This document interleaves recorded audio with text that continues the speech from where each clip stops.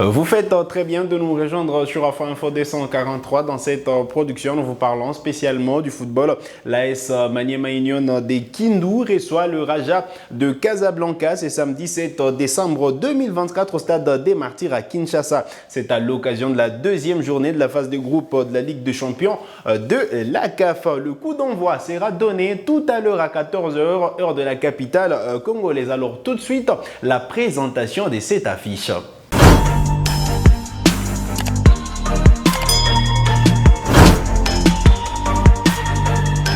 Allez, très content de vous retrouver sur Afro Info 243 pour sa première participation à la phase de groupe de la Ligue des Champions de la CAF.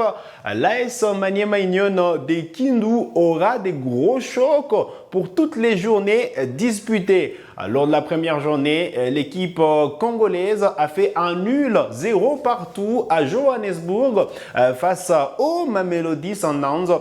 Aujourd'hui, place au Raja de Casablanca, adversaire des unionistes à partir des 14 h heure de Kinshasa, 15 h juste heure de Lubumbashi. Voilà les programmes de cette deuxième journée de la phase des groupes de la Ligue des Champions de la CAF. Comment Maniema Union va aborder cette rencontre? Je vais vous laisser suivre Papi Kimoto, patron de l'encadrement technique de l'équipe de Kindu.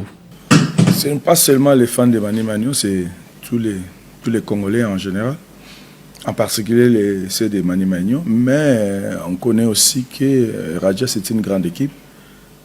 Ils ont déjà gagné par le passé 4 ou 5 fois, je ne sais pas, la Ligue des Champions. Donc nous, on est conscient que la tâche sera très très difficile demain. Mais néanmoins, je compte sur mes joueurs qui sont libérés.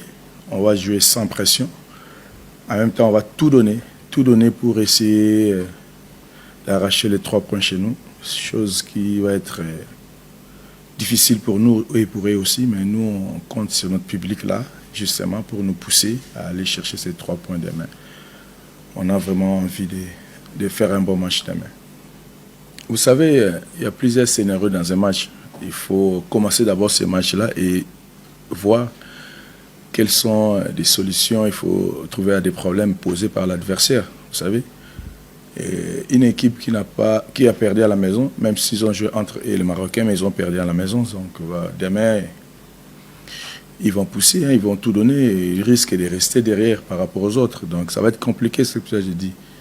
Nous, on est conscient qu'on a fait un match, un bon résultat à l'extérieur avec les favoris, voire même les favoris des titres final. Mais ce match-là est déjà passé. Ce match-là est déjà passé. Il y a un grand qui se présente à nous les petits poussins demain. C'est Raja.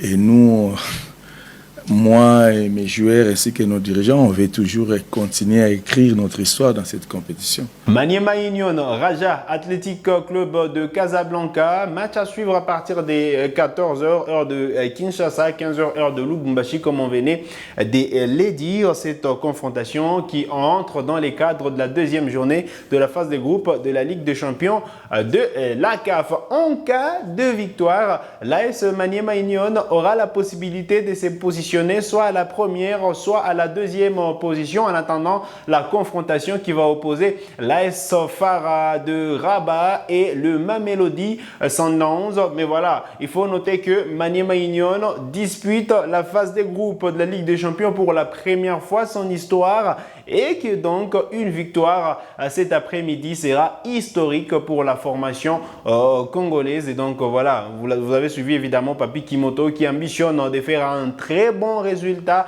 à cet après-midi et de s'offrir la première victoire, la victoire de prestige devant le Raja de Casablanca qui n'est pas aussi imbattable que ça parce que cette formation marocaine revient d'une défaite lors de la première journée. C'était face au Phare de Rabat. C'était vraiment un derby entre le Phare et le Raja et c'est donc le Phare de Rabat qui s'était imposé 2-0 et qui donc Maniema Union au classement est devant cette formation car les unionistes avaient réussi à tenir en échec l'ogre Mamelodi Sundowns. On va revenir sur le classement de ces groupes qui partagent Maniema Union avec le Mamelodi, avec le Raja et l'AS Phare de Rabat. Il faut noter que voilà, c'est l'AS Phare de Rabat qui est sûrement en tête avec 3 points, donc une victoire, 2-0 devant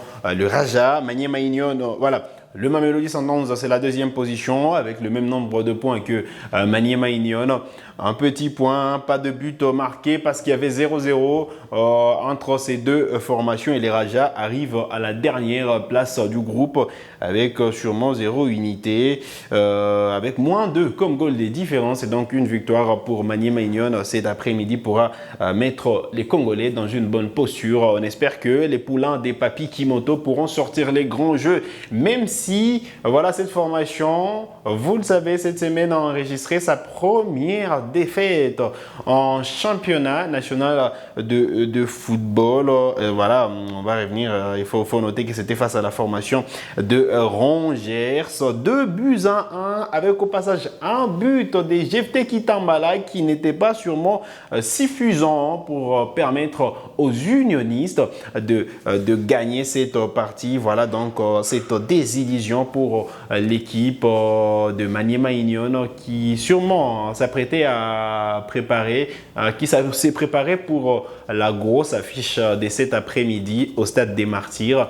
On espère que évidemment les Congolais vont se rendre au Stade des Martyrs pour donner de la force à ces clubs congolais qui fait la fierté du football national. On a vu évidemment sur les réseaux sociaux le message de l'OC Renaissance qui souhaite bonne chance à cette équipe congolaise en Ligue des Champions de la CAF. Tiens, on va rester en Ligue des Champions. On va parler du TP et Mazembe, vous savez, qui joue demain face au Al Hilal Omdurman du Soudan, entraîné par le Congolais Florent Ibenge. Il faut dire que Mazembe était bloqué à Kinshasa depuis quelques jours.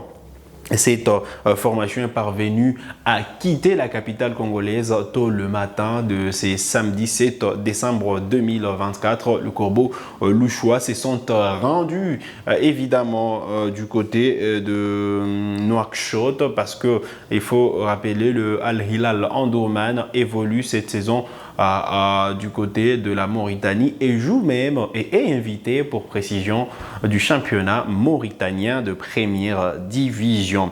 Donc voilà, Mazembe qui a décollé évidemment pour Nouakchott via Casablanca.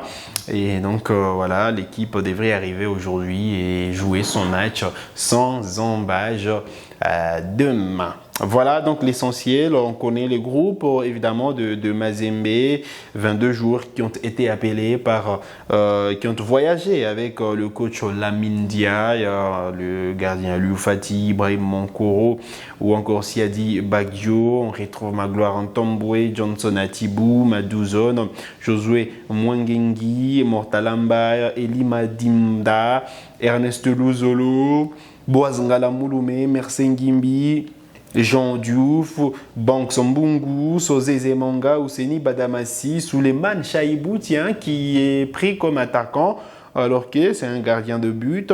Oscar Kabouito, Gloire Moudjaya, Sheikh Fofana, Faverdi Bongeli ou encore Boubacar Aninkoe. Voilà le groupe de 22 joueurs qui a voyagé, qui a quitté donc la capitale congolaise, direction Nouakchott, pour défendre les couleurs noir et blanc des Corbeaux des Lubumbashi. Voilà donc l'essentiel à retenir. Maniema Union joue aujourd'hui alors que Mazembe joue demain face au Al Hilal Omdurman du Soudan.